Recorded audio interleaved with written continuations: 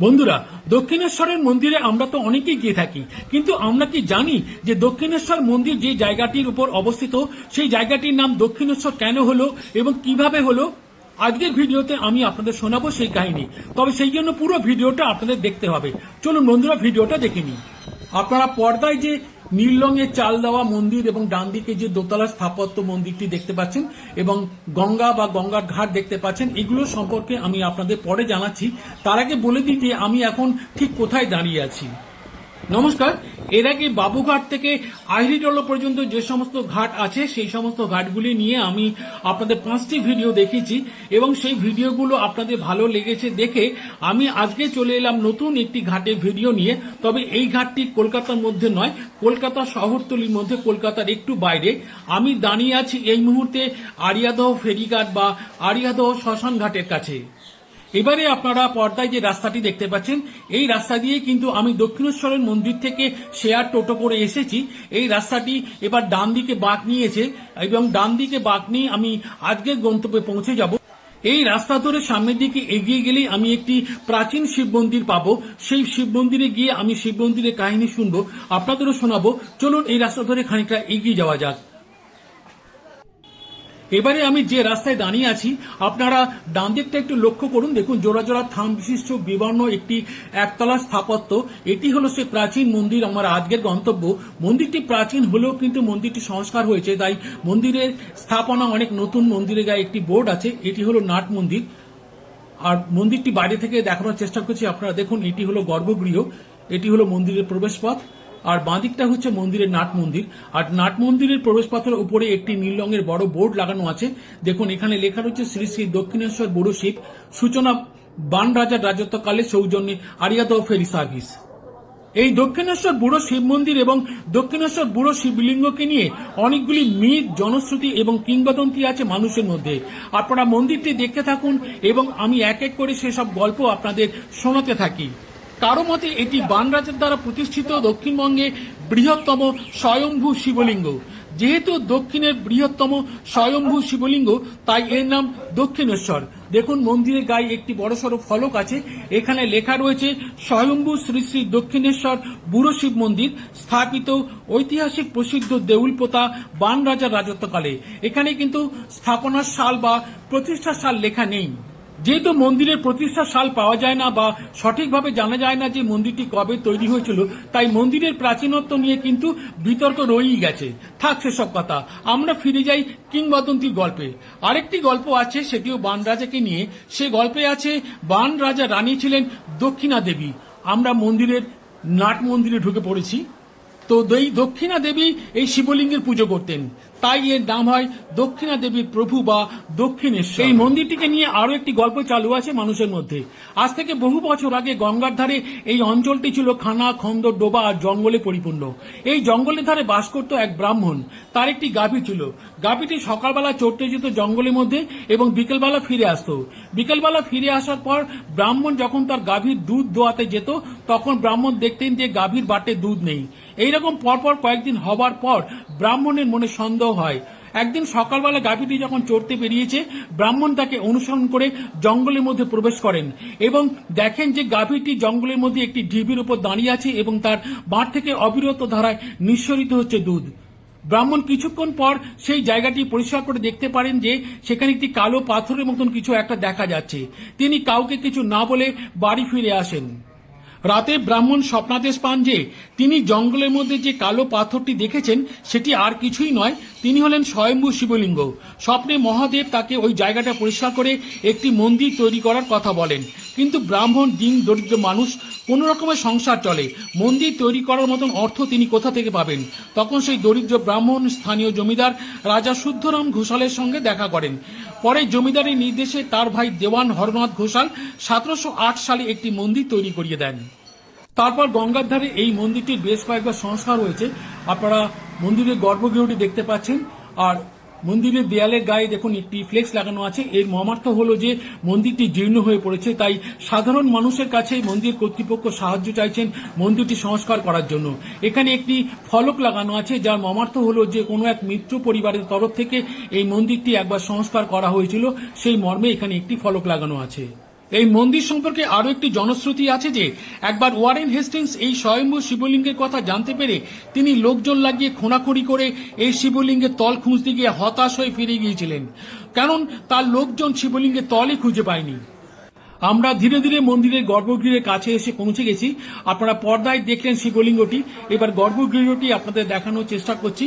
এখানে একটা কথা বলে রাখি যে 1896 সালে সরকারিভাবে যে প্রধান স্মৃতিস্তম্ভ বা স্থাপত্যের তালিকা প্রকাশিত হয়েছিল ব্রিটিশ আমলে, তাতে কিন্তু এই মন্দিরের উল্লেখ পাওয়া যায়। এই অঞ্চলটিকে সেই সময় দেউলপোঁতা বলা হতো। এই মন্দিরের গায়ে যে একটি ফলক আছে, যে ফলকটি আপনাদের আগেই দেখেছি, সেই ফলকে কিন্তু দেউলপোঁতা কথাটি লেখা আছে। এই যে দেখছেন মন্দিরের গায়ে সেই ফলকটি, এখানেই লেখা আছে দেউলপোতা।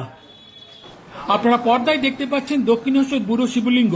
এই শিব মন্দির বা শিবলিঙ্গ খুবই জাগ্রত। এই শিবলিঙ্গের মাথায় জল ঢাললে বা শিবলিঙ্গকে পুজো করলে ভক্তদের মনস্কামনা পূর্ণ হয়। এই দক্ষিণেশ্বর বুড়ো শিবলিঙ্গের নামেই কিন্তু এই জায়গাটার নাম হয়েছে দক্ষিণেশ্বর। আমরা পুরোহিত মশাইয়ের কাছ থেকে বিস্তারিত জেনে নেব। এই প্রসঙ্গে একটা কথা বলি, মন্দিরটি প্রাচীন হলেও কিন্তু মন্দিরটির কথা অনেকেই জানেন না। যাই হোক, আমরা পুরোহিত মশাইয়ের কাছ থেকে দু একটা কথা এই মন্দির বা শিবলিঙ্গ সম্পর্কে জেনে নিই।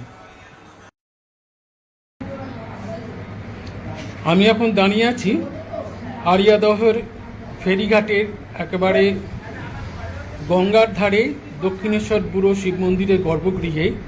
আপনারা পর্দায় দেখতে পাচ্ছেন দক্ষিণেশ্বরের বুড়ো শিব মন্দিরের শিবলিঙ্গ। এটি স্বয়ম্ভু। এই শিবলিঙ্গকে প্রতিষ্ঠা করেননি, ঠাকুরমশাইয়ের কাছ থেকে জানতে পারলাম। এই যে গৌরী পট্টটা দেখছেন, এটি পরবর্তীকালে সংযোজন করা হয়েছে, কিন্তু শিবলিঙ্গটি স্বয়ম্ভু। ঠাকুরমশাই বললেন যে এটি হচ্ছে দক্ষিণেশ্বর বুড়ো শিব মন্দির বা দক্ষিণেশ্বর বুড়ো শিবলিঙ্গ। আচ্ছা, আমরা একটু কথা বলিনি ঠাকুরমশাইয়ের কাছ থেকে। আপনি আমার নমস্কার নেবেন ঠাকুরমশাই, আপনার নামটা যদি বলেন। আমার নামটা হচ্ছে তপন ভট্টাচার্য। আচ্ছা, আপনি কতদিন এই মন্দিরের সেবার কাজে নিয়োজিত আছেন? আমি এই মন্দিরে মোটামুটি ধরুন 20 বছর। 20 বছর। আপনারা কি বংশ পরম্পরায়? ওনার মূল সেবায়িত হচ্ছেন, একটু বাইরে বসে আছেন শৈলেন্দ্রনাথ ঘোষাল চক্রবর্তী। আচ্ছা, ওনার বাবার তরফ থেকেই উনি আছেন। আচ্ছা, তার মানে বাবা, এটা আমার শ্বশুর মশাই। আচ্ছা, তার মানে এটা প্রায় 150-200 বছর ধরে আপনাদের পরিবার এখানে সেবা দিয়ে যাচ্ছেন এই মন্দিরের সেবায়তের কাজে। ওনারাই সেবা করে আসছেন। আচ্ছা, সেবায়িত হিসেবে ওনারাই। আচ্ছা, আর আপনি যেটা বলছিলেন যে এই জায়গার নামকরণের ব্যাপারে, সেটা যদি একটু বলেন। এই জায়গার নামকরণ হচ্ছে, উনি স্বয়ম্ভু দক্ষিণেশ্বর শিব, উনি দক্ষিণামূর্তি, ওনার নামেই হচ্ছে দক্ষিণেশ্বরের নাম। উনি হচ্ছেন নিজে দক্ষিণামূর্তি। দক্ষিণামূর্তি হচ্ছে শিবের সবচেয়ে উৎকৃষ্ট মূর্তি। আর দক্ষিণামূর্তি উনি হচ্ছেন কামাখ্যা থেকে সমুদ্র পর্যন্ত যে দক্ষিণাবর্তের কালীক্ষেত্র আছে, তন্ত্র কালীক্ষেত্র আছে, কামাখ্যা থেকে সাগর, এটাকে তন্ত্রে মানে কালীতন্ত্রে দক্ষিণাবর্তের কালীক্ষেত্র বলা হয়। এই কালীক্ষেত্রের উনি হচ্ছেন মূল ভৈরব, ওই জন্য উনি দক্ষিণেশ্বর শিব। আচ্ছা, এই শিবলিঙ্গের নাম থেকে এই জায়গার নামকরণ করা হয়েছে, নাম হয়েছে দক্ষিণেশ্বর। আচ্ছা, এই দক্ষিণেশ্বর নামকরণটা ওনার থেকেই এসেছে, ওনার নাম থেকেই নামকরণ। আচ্ছা, আরেকটা কি বলছেন কাশী বিশ্বনাথ? ইনার সাথে যোগ আছে কাশী বিশ্বনাথে, ইনার সাথে যোগ আছে তারকেশ্বরে। ইনি স্বয়ম্ভু। ইনাকে আমাদের মতে, আমরা যারা জানি আর কি, মানে আমাদের পরিবারগত বা আমাদের যারা সেবায়িতগত ভাবে আমরা এটা বিশ্বাস করি, মানি। ইনি বড়, কাশী বিশ্বনাথ মেজ এবং তারকেশ্বর ছোট। তার জন্য আমাদের মন্ত্রেও এটা বলানো আছে, স্বয়ম্ভু দক্ষিণেশ্বর শিব, কাশী বিশ্বনাথ আর তারকেশ্বর। এটা আমরা উল্লেখ করি। আচ্ছা, এখানে জল ঢাললে আপনার জ্যোতিষলিঙ্গে জল ঢালা হয়ে গেল, কাশী বিশ্বনাথও জল ঢালা হয়ে গেল। না, এটা আপনি বলছেন এই দ্বাদশ জ্যোতির্লিঙ্গে জল ঢালা হয় এই শিবলিঙ্গে জল ঢাললে? হ্যাঁ, যে কোনো স্বয়ম্ভু, যদি স্বয়ম্ভু জ্যোতিষলিঙ্গ যেখানে স্বয়ম্ভু শিব আছে, সেখানে আপনি মানে জল ঢাললে জ্যোতিষলিঙ্গের সঙ্গে তার সম্পর্ক বিদ্যমান। আচ্ছা, জ্যোতিষলিঙ্গের জল ঢালা হয়। যেহেতু উনি দক্ষিণাবর্তের এবং মূল কালীক্ষেত্রের উনি মূল ভৈরব, সুতরাং এনাকে জল ঢালা মানে আপনি যাদব জ্যোতিষলিঙ্গে জল ঢালা। আচ্ছা, ইনার ইনি দক্ষিণামূর্তি মহাকালেশ্বর দক্ষিণামূর্তি। আচ্ছা মহাকালেশ্বর দক্ষিণামূর্তির একটা মূল হচ্ছে বিষয়বস্তু হচ্ছে সামনে শ্মশান থাকতো, পাশে নদী থাকতো। আচ্ছা ইনার সামনে আড়িয়াদহ শ্মশান আর পাশে হচ্ছে গঙ্গা। আচ্ছা ওখানে যেমন শিপ্রা নদী, মহাকালেশ্বরের সামনে শ্মশান, পাশে শিপ্রা নদী, এরকম মানে সম্পর্কযুক্ত থাকবে। আচ্ছা।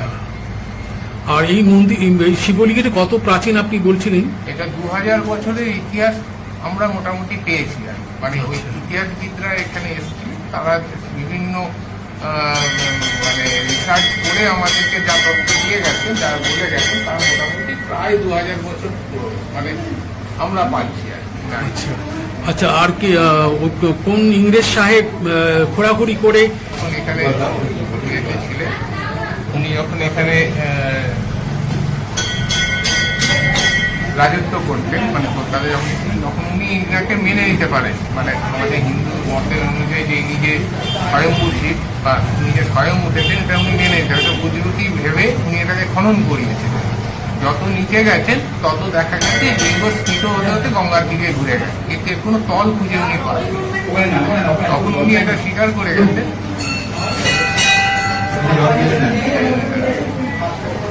ইনি স্বয়ং, মানে ইনাকে প্রতিষ্ঠা করা হয়। আপনাকে অসংখ্য অসংখ্য কৃতজ্ঞতা জানি। আপনি আমার শ্রদ্ধাপূর্ণ প্রণাম নেবেন, ভালো থাকবেন, আর আমাকে একটু আশীর্বাদ করবেন। ঠিক আছে, আসুন, সবাই আসুন, বাবার কাছে আসুন। খুব জাগ্রত, আসলে বাবার কাছে নিশ্চয়ই একটি সারা পাবেন। আচ্ছা ঠাকুরমশাই, এই মন্দিরের মানে বাৎসরিক উৎসব কবে হয়? প্রত্যেকটা এনার কোনো বাৎসরিক বলে নির্দিষ্ট কিছু নেই। যে কটা শিব ঠাকুরের যা যা অনুষ্ঠান আছে, যেমন ধরুন শিবরাত্রি, নীল, এই যে নীল উৎসব এখানে দেখতে পাচ্ছেন, এই নীলের এখানে সন্ন্যাস নামবে 1 চৈত্র থেকে। এই এতগুলো সন্ন্যাসের ডেট আছে। লাস্টে আপনার এই আছে নীল শিবরাত্রি আছে, নীল আছে, নীলের উৎসব, নীলের বাতি জ্বালানো হয়। এখানে বিয়ে হবে, বাবার সাথে মায়ের বিয়ে হয় শিবরাত্রি। আচ্ছা, এখানে কি মানে পার্বতী আছেন? হ্যাঁ, পার্বতী উনিও স্বয়ং। আচ্ছা, এই যে জবা ফুল যেটা রয়েছে, ওনার সাথে বাবার এই নীল ষষ্ঠীর দিনে বিবাহ অনুষ্ঠান হবে। আচ্ছা। আর এই মন্দির কতক্ষণ খোলা থাকে সারাদিনে? সারাদিনে সকাল থেকে দুপুরবেলা 12টা-1টা পর্যন্ত খোলা থাকে। বাবার একবার স্নান হয়ে গেলে আর বাবা কিন্তু স্পর্শ করতে পারবে না। আচ্ছা। এবার সন্ধ্যেবেলায় ভোগারতি হবে, হয়ে তারপরে বন্ধ হয়ে যাবে। আর বাবাকে ভোগ দেওয়ার কোনো ব্যবস্থাটাও? হ্যাঁ, ভোগ দেওয়ার ব্যবস্থা আছে। বাবাকে এখানে এসে মন্দির টাকা দিয়ে যেতে হবে, তবে সেই দিনে না, আগে থেকে যোগাযোগ করে আগে থেকে যোগাযোগ। আচ্ছা, ঠিক আছে, আপনাকে অসংখ্য ধন্যবাদ। এই মন্দিরের আরো একটি বৈশিষ্ট্য হলো যে এই মন্দিরের গর্ভগৃহে ঢোকার আগে বাঁদিকে দেয়ালে একটি ইংরেজিতে লেখা ফলক আছে। সাধারণত বাংলার মন্দিরে ইংরেজিতে লেখা ফলক খুব একটা দেখা যায় না। এখানে যা লেখা আছে তার মর্মার্থ হলো যে প্যাট পেটিট ক্লার্কের স্মৃতির উদ্দেশ্যে এই ফলকটি লাগানো হয়েছে। আর ফলকটি উৎসর্গ করেছেন লাগুনা বিচ, ক্যালিফোর্নিয়া, ইউএসএর মেগান গেভিন থমাস ডেবরা অ্যান্ড উষা। অর্থাৎ প্যাট পেটিট ক্লার্ক হয়তো এই মন্দিরের সঙ্গে কোনো রকমে যুক্ত হয়ে পড়েছিলেন বা এই মন্দিরের ভক্ত হয়ে পড়েছিলেন, তাই তার স্মৃতির উদ্দেশ্যে হয়তো তার পরিচিত জনেরা এই ফলকটি তাকে উৎসর্গ করেছেন। বন্ধুরা, আজকের ভিডিও তাহলে এখানেই শেষ করছি। কেমন লাগলো আজকের ভিডিও? যদি মন্তব্য করে জানান তাহলে খুশি হব। আর ভিডিওর শুরুতে যে মন্দির দুটি ছবি আপনাদের দেখিয়েছি, এখনো দেখাচ্ছি, এই মন্দির দুটি সম্পর্কে আমি আপনাদের পরবর্তী ভিডিওতে জানাবো। এই মন্দির দুটি ছাড়াও কিন্তু এই অঞ্চলে আরো একটি প্রাচীন মন্দির আছে, সেই মন্দিরের ছবিও আপনাদের দেখাবো এবং সেই মন্দিরের নানা কাহিনীও শোনাবো। এই যে গঙ্গার ঘাটটি দেখছেন, এই গঙ্গার ঘাটের কাছে কিন্তু একটি গঙ্গা মন্দির আছে, সেই মন্দিরটিও আপনাদের দেখাবো। এবারে আপনাদের সবার কাছে ক্ষমা চাইবার পালা। এর আগে মায়ের ঘাটের ভিডিও শুরুতে একটা ভুল কথা বলে ফেলেছি, যে মায়ের ঘাটে মা শারদা 2009 থেকে 2020 সাল পর্যন্ত প্রতিদিন সকালে এই ঘাটে স্নান করতেন। এটা ভুল। আসলে হবে 1909 সাল থেকে 1920 সাল পর্যন্ত মা শারদা মায়ের ঘাটে স্নান করেছেন। তবে ভিডিওর পরবর্তী অংশে আমি তা সংশোধন করে নিয়েছি। তবে ভুলটা ভুল স্বীকার করে নেওয়াটাই উচিত। তাই সবার কাছে আমি এই ভুলের জন্য ক্ষমা চাইছি, আমাকে আপনারা ক্ষমা করে দেবেন। বন্ধুরা, আজকের ভিডিও তাহলে এখানেই শেষ করছি। সবাই খুব ভালো থাকবেন, সুস্থ থাকবেন এবং আনন্দ থাকবেন। নমস্কার।